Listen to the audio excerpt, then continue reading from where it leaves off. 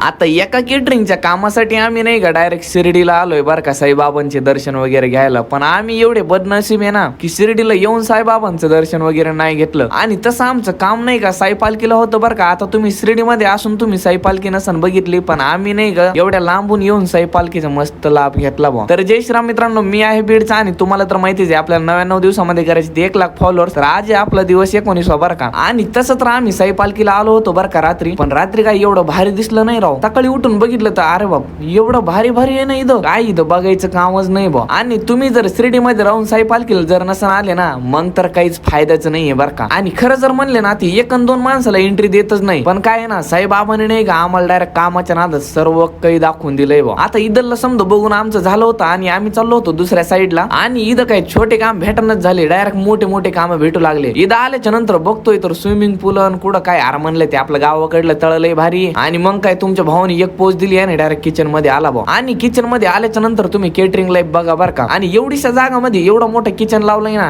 काय सुधारणा झालं बा. नुसतं माणसं इकडून तिकडं काय राहू. आणि त्यातल्या त्यात आमचा मेनू काय होता माहितीये का, रवा डोसा, बाहुबली डोसा, उत्तप्पा. म्हणला अरे बाबा विषय झाडे डायरेक्ट. आता हे समजायला माहित असेल की केटरिंगच्या कामामध्ये नाही का एका गोष्टीवरून लई भांडणं होते बरं का. ती गोष्ट काय आपण पुढच्या ब्लॉग मध्ये सांगू. तोपर्यंत आपल्याला फटाफट फॉलो करून घ्या बरं.